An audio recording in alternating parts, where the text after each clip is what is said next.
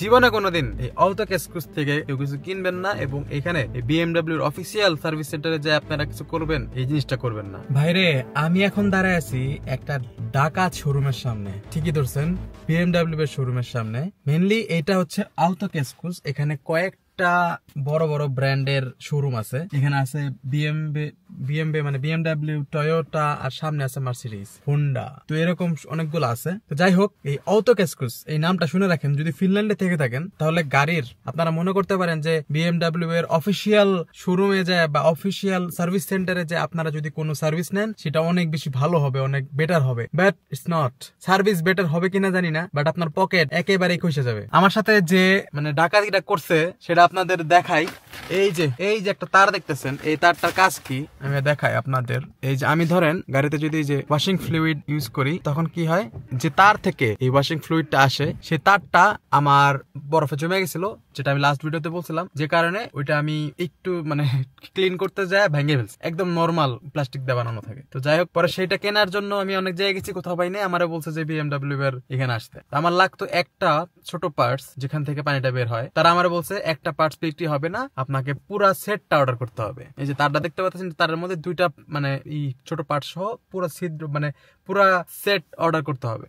ভালো কথা, ঠিক আছে, তাহলে করেন। আমি ভাবছি যে জিনিসটা তো দরকার। তাছাড়া রাস্তায় মানে হাইওয়েতে চালাইতে গেলে যদি একটু বৃষ্টি বা স্নো থাকে তখন পুরো এটা কাদা হয়ে যায়, তো তখন চালানো যায় না সহজে। হাইওয়েতে চালালেই এটা লাগবে আপনার ওয়াশিং ফ্লুইড। তো পরে এখানে আসলাম, আসার পরে আমি বললাম আমার অর্ডার করে দিতে। ভালো কথা, অর্ডার করে দিল তারা। অর্ডার করে দেওয়ার পর 4 দিন পর আসছে। 4 দিন পরে আসার পরে আমি এখান থেকে নিয়ে আমি জিজ্ঞেস করলাম যে আচ্ছা, আমি যদি আপনাদের সার্ভিস সেন্টার থেকেই যদি আমি এটা লাগাই তাহলে কত টাকা লাগবে? সে বলে ঠিক আছে, দাঁড়া চেক করে দেখি। চেক করে দেখে 50 ইউরো লাগে। জিনিসটা কিনছি 125 ইউরো দিয়া প্লাস 50 ইউরো। এখন 1 ইউরো সমান হচ্ছে 133.5 আজকের রেট। 1 ইউরোতে 133 টাকা প্লাস পাওয়া যাবে। তো যাই হোক, 50 ইউরো লাগবে শুধু এটা লাগাইতে। জাস্ট একটা ওয়্যার প্লাগ ইন করে দিবে, এটা লাগাইতে 50 ইউরো লাগবে। ভালো কথা, আমি যদি বোকা মানে আরো বেশি বোকা হইতাম তাহলে আমি কি করতাম, বলতাম যে আরে এদের দিয়ে লাগাই তাহলে বেটার হবে। ভাই এরকম কিছু না, এদের দিয়ে লাগাইলে এটা লাগানোর কিছু না যে ওরা লাগাইলে এটা খুব বেশি দিন টিকবে, না লাগাইলে টিকবে না। ভাই এত ইজি একটা জিনিস, এই ওয়্যারটা লাগানো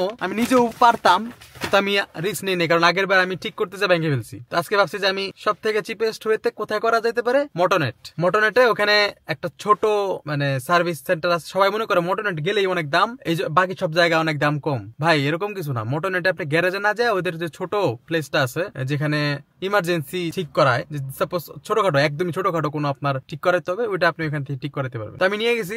আগে যে লোকটার সাথে আমার মানে মিট হয়েছিল ওই লোকটা অনেক বেশি ভালো ছিল, ও দেখে সবকিছু বুঝে ফেলছে কি কি করতে হবে না করতে হবে। তো ও আজকে ছিল না। যাই হোক, আমি লাগাই নিয়ে আসছি। ও আমার কাছ থেকে মাত্র 5 ইউরো নিছে এবং আমার বলছে যে এটা এতটা সহজ। আমি ভাবছিলাম অনেক কঠিন হবে।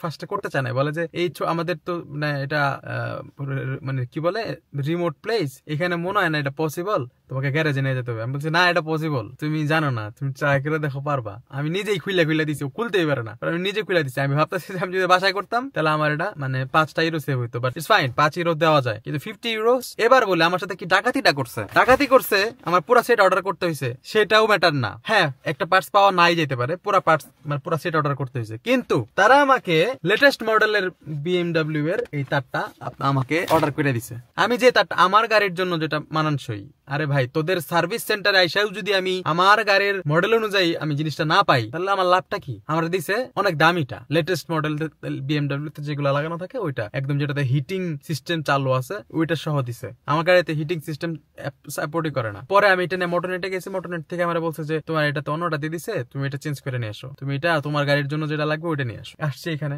হাই রে ভাই, মানে ডাকাতের কি অবস্থা।